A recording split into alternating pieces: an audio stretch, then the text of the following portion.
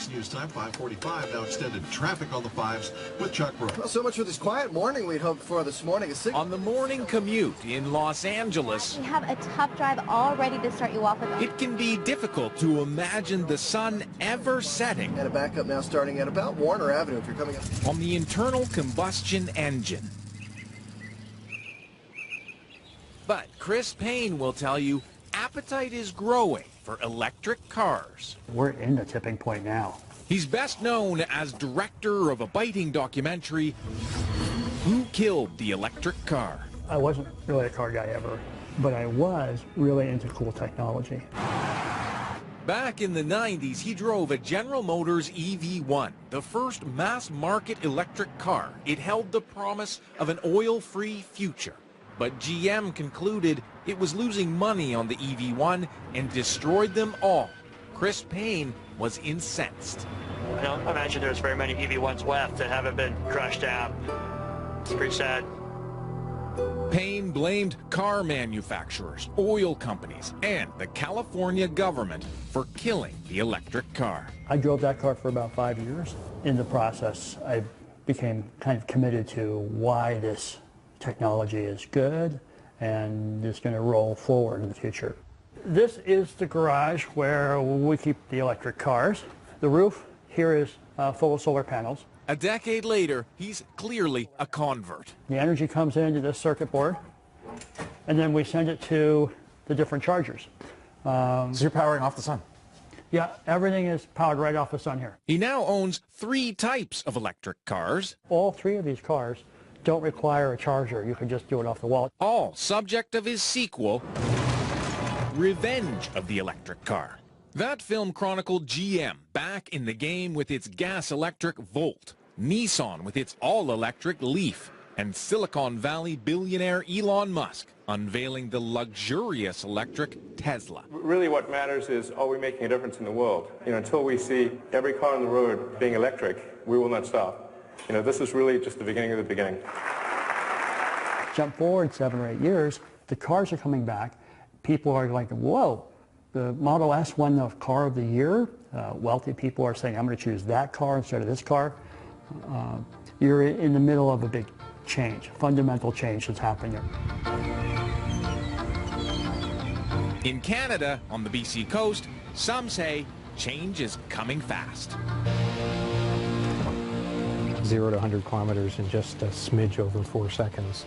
Vincent Argiro, who made his fortune designing health software, owned the first Tesla in British Columbia. Charging port is here. He traded in his Ferrari to buy it with his wife Maggie's blessing. The idea of having a guilt-free sports car that was high performance but had 0 emissions, that was very exciting to us. The car has about as much storage space in the front of the car as most cars have in the back. Wow.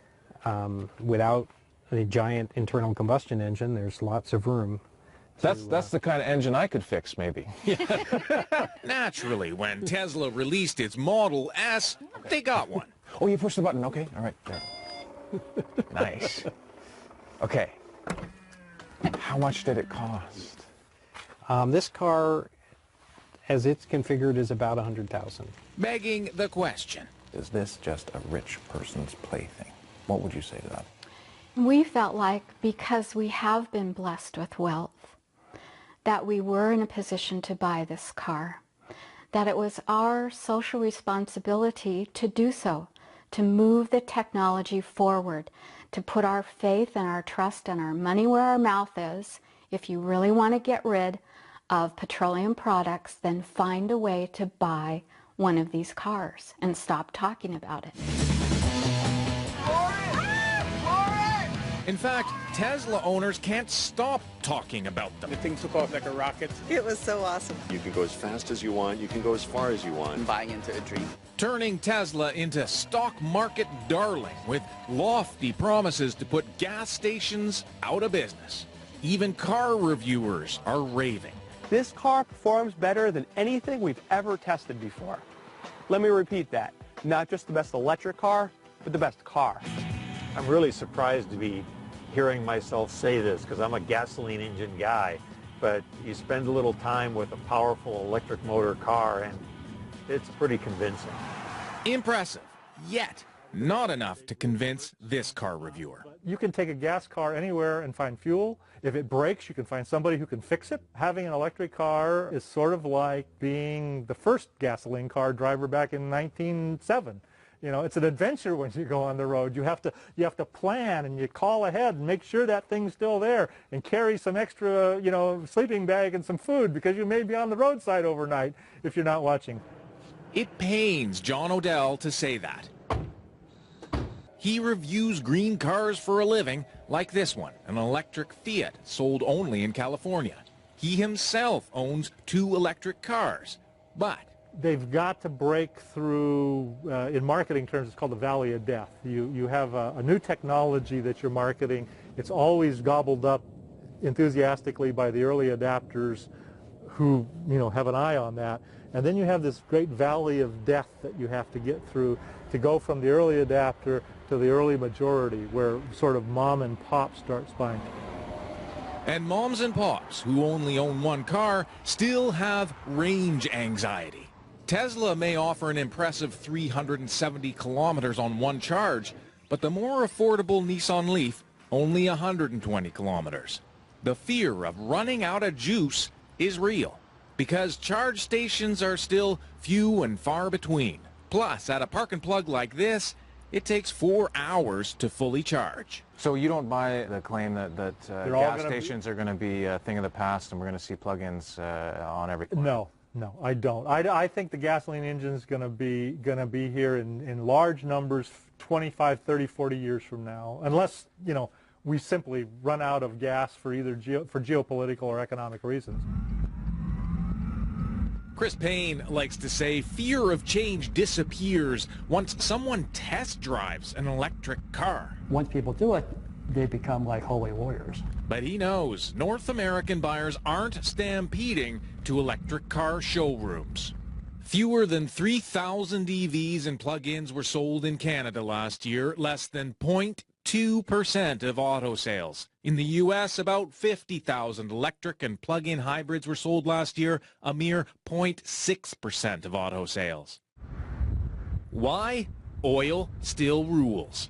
Just 5 minutes from Payne's home, the largest urban oil field in the U.S., newly invigorated thanks to fracking. I wanted to bring you up here because it really does suck. They're sucking up fossil fuels from the center of Los Angeles when we have all the power we need coming down from the sun on millions of roofs that could be powering all the electric cars here.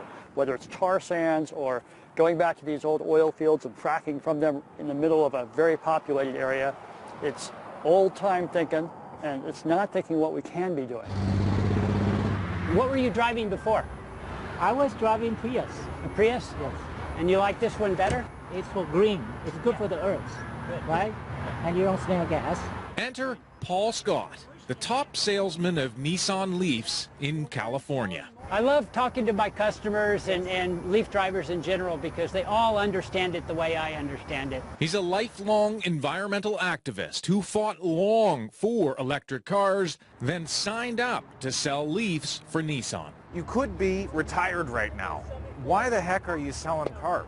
You know, it's important because transitioning from internal combustion to electric solves a lot of the world's worst problems.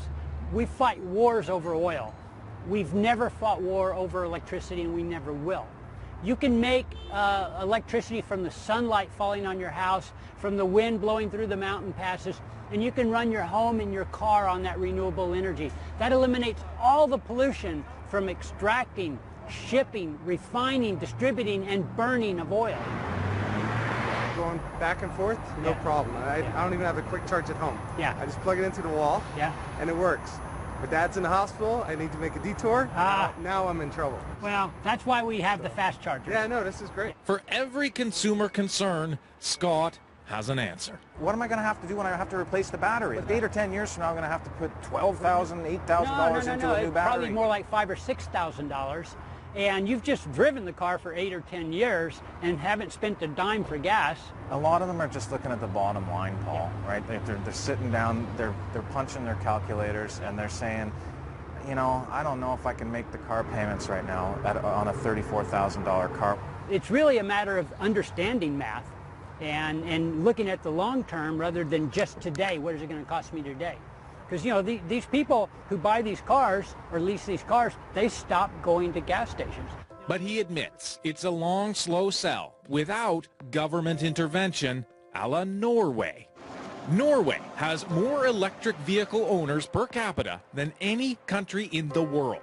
Sales jumped after the government declared EVs exempt from taxes, parking fees, and tolls, and installed thousands of free public charging stations. But different story in the U.S. The Obama administration did ask a panel of thinkers to fast forward 35 years to try to figure out how to cut gas emissions from cars by 80% by 2050. So you start with all your new technologies. John Odell was part of that panel and wasn't convinced electric is the only answer. Short of insert miracle here, we're going to have a mix of highly efficient gasoline cars, highly efficient conventional hybrid, gas-electric hybrids, plug-in hybrids, some electrics, and some fuel cell hydrogen vehicles. So some battery electrics. No one technology is going to win. No, by 2050, no one technology. We just don't see it. Our committee did not see it happening. Tesla will have you believe this is the miracle. The Tesla Supercharger. We expect to cover the entire United States and the lower part of Canada. The Supercharger Highway, where Vincent and Maggie Argiro charge up in no time flat. We need to be here for maybe a half an hour just to leave a little cushion to get home. And it's free. It is free. Enough time to make new friends, perhaps discuss that $35,000 model Tesla promises for 2017. Then off we go. Have a safe drive. Don't go too fast. We won't. Even though we can. we will. Yeah, we'll keep the horse in reins. Bye. As for Chris Payne, he's on to a new documentary about the rise of bicycle culture. I still think there's tremendous forces trying to shut down electric cars. And the good news is that there's a lot of forces trying to make them happen. Will the electric car ever cross its valley of death? It won't happen overnight. Not without convincing consumers it's time to switch. Duncan McHugh, CBC News, Los Angeles.